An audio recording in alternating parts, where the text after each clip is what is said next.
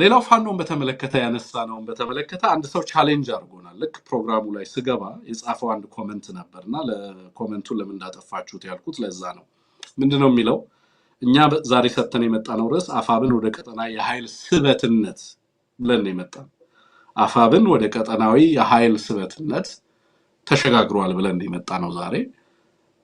ጸሐፊያችን ደግሞ ሐሳብ አስተያየት የጻፉልን ሰው ገና በአካባቢና በሰፈርና በመንደር ከመቧደን አልፎ እንደዚህ አይነት ሚና እና እንደዚህ አይነት ኃላፊነትና ለእንደዚህ አይነት ቁም ነገር መሽበቃ ዛሬም በየአካባቢው አይደለም ወይ ሲፋተግ የሚውለው ሲጓተት የሚውለው መች ለእንደዚህ አይነት ትልቅ ኃላፊነትን አስዩም ለማድረግ ታደልን የሚል አይነት ይዘት ያለው ሙሉ ዲስሚሲቭ የሆነ አይደለም ግን ቅሬታውን ከልብ የመነጨ ቅሬታውን ሐዘኔታውን ጽፎ ተመልክቻለሁና አየር ላይ ነው ቴክኒሻኖቻችን ያጠፉት ጽሁፉንና አንዳንድ ኮሜንቶች በጣም ብናነባቸው ደስ ይሉናል እውነት ለመናገርና እኔ አላስከፋኝም እውነታነት አለው እኔም ያቀረብኩት ዛሬም ይዘን የመጣነው ሐሳብ እውነታነት ያለው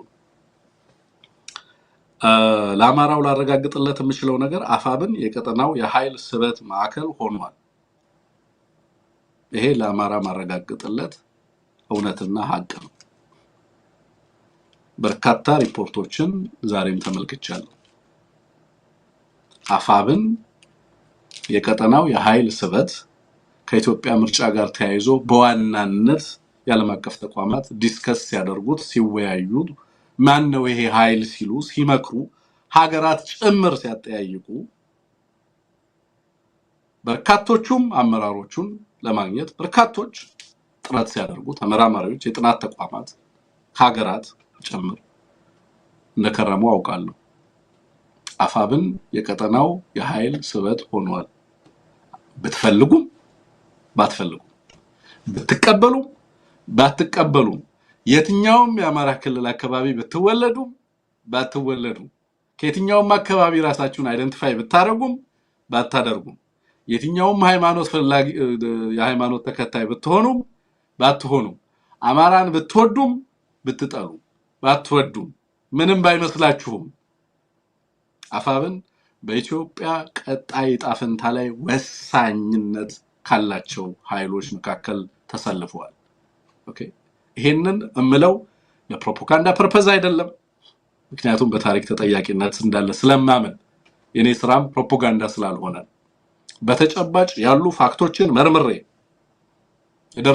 የደረሱኝን ተጨባጭ መረጃዎች አመሳክሬ ነው እንደዚህ አይነት ቴስቲሞኒ ምሰጠው ምስክርነት ምሰጠው አፋብን የቀጠናው የኃይል ስበት ማዕከል ባይሆን ኖሮ ከምቅር ከሚላቸው ሰዎች አንዱ ስለምሆን ስለዚህ ባለፉት 3 አመታት በተሰሩ ከፍተኛ ስራዎች ከፍተኛ የአማራ ህዝብ ተጋድሎ በዛ ሁሉ መከራ በዛ ሁሉ ጫና ውስጥ አንድ ቀን ተኝታችሁ ታውቃላችሁ አንድ ቀን ረፍት አግኝታችሁ ታውቃላችሁ ህሊናችሁ አርፎ ተኝቶ ታውቃላችሁ ተደስታችሁ ታውቃላችሁ እንደማራ ባለፉት በርካታ አመታት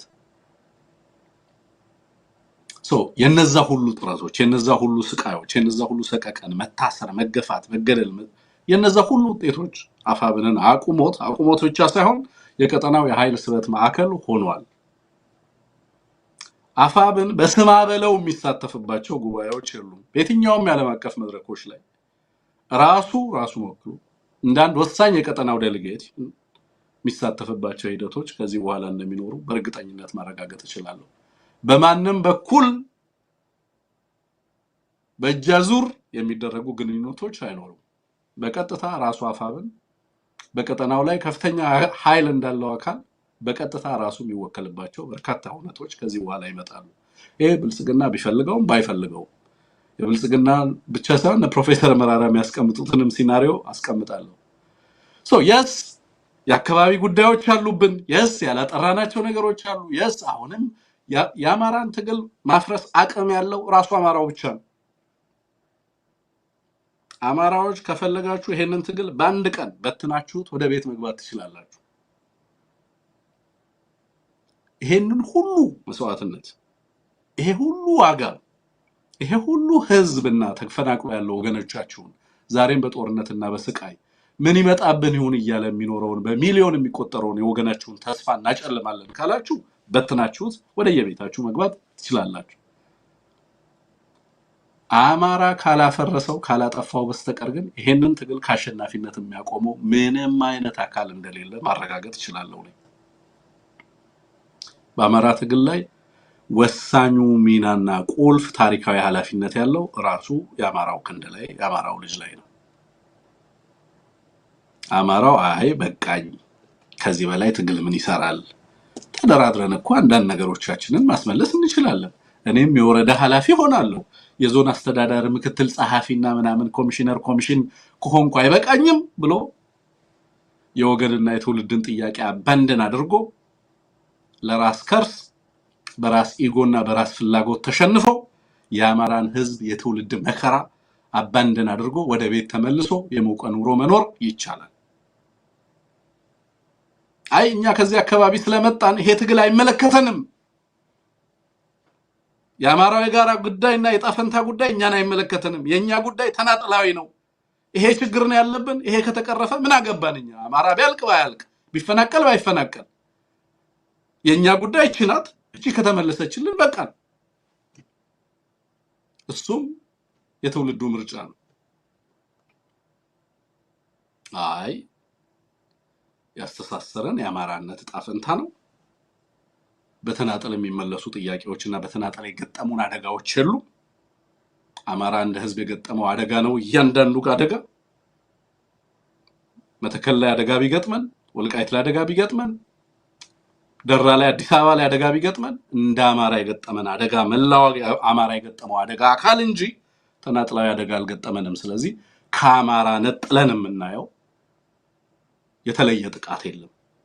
ስለዚህ በአማራነት ቆመን የህዝባችንን ትግል ከዳር ከግብ ከፍጻሜ እናደርሳለን እንጂ በተናጠል አድሬስ የሚደረግ የኛ ችግር የለም። ስለዚህ ከአማራ ጋር አብረን እስከ መጨረሻው ድረስ እንዘልቃለን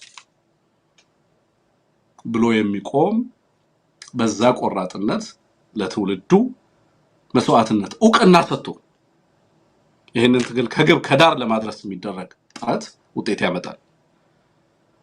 አማራዎች እንዲመለስላቸው ጥያቄዎቻቸው በተማጽኖ የሚመለስላቸው በአፒዝመንት የሚመለሱላቸው ህዝቦች ሳይሆኑ በሀገራቸው ጉዳይ ላይ የሚያዙ ከሌሎች ኢትዮጵያውያን ጋር በጋራ ህግን የሚያቀኑ ስለራሳቸው ደህንነት ሌላውን የማይማጸኑ የራሳቸውን ደህንነትም ሆነ የቀጠናውን ደህንነት በማስጠበቅ ረገድ የራሳቸውን ሚና የሚወጡ አማራዎችን ለመፍጠር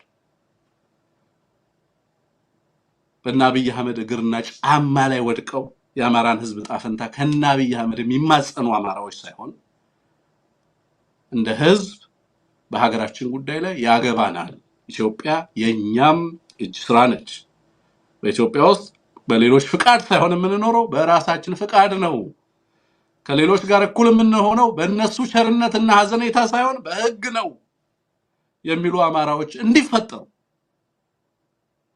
ይሄንን ትግል ከግብ ለማድረስ በሚደረግ ጥረት ውስጥ ያንን ለማድረግ የቆረጡ አማራዎች ይሄንን ትግል ከግብ ያደርሱታል። አይ ይበቃናል፣ አብይ አህመድ ከጥቃት እንታደገው፣ አሁን ጥሩ ነው ኮሪደሩ ምኑም አለ፣ ስለዚህ አዋጭ ነው ያለ ልሂቅ አብይ አህመድ ሊገብር ሲሽቀዳደም እየተመለከትኩ ነው ያለሁት። አብይ አህመድን ለማዳን አማራን ገብሮ አብይ አህመድን ለማዳን ጥረትም ያደርጋል። የኛን ተስፋ የትውልዳችንን ተስፋ የህዝባችንን ተስፋ በትኑ ወገናችንና ህዝባችንን ቀያ አልባ ሀገር አልባ አድርጎ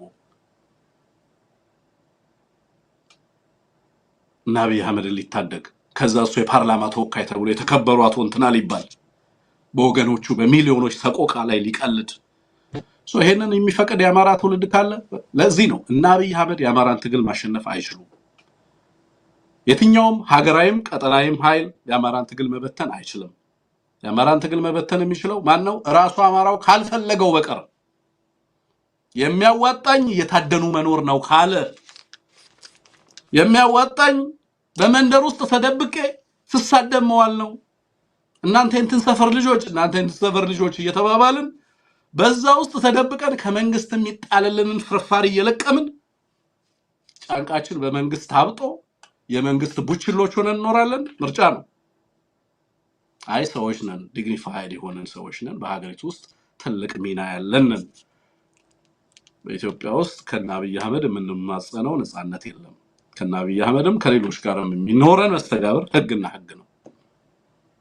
አትግደሉን ብሎ መለመን ሰዋዊ አይደለም፣ ከሰው በታችነት ነው የሚል አማራ ይፈጠር ካለ ግን አማራ የጀመረውን ትግል ከግብ ማድረስ መቻል አለበት።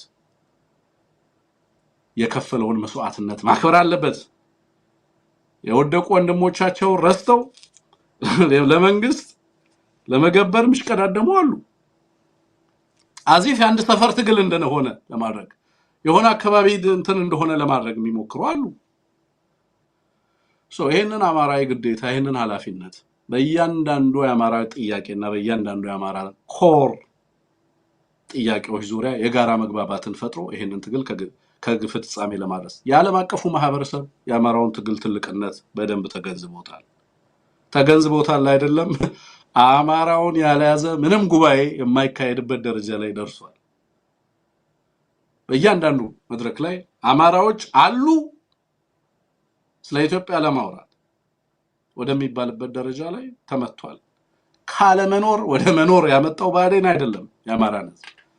አዲስ አበባ ላይ ዛሬ በምክክር ኮሚሽን ውስጥ የአማራ ህዝብ አይሳተፍም። 83 ራሱን ይደግማል። የሽግግር ካውንስሉን ታስታውሳላችሁ አይደል? ዛሬ ናሽናል ዲያሎግ የሚባለው ስብስብ ያንን እየደገመ ነው ያለው። የክህደት አውድ ነው።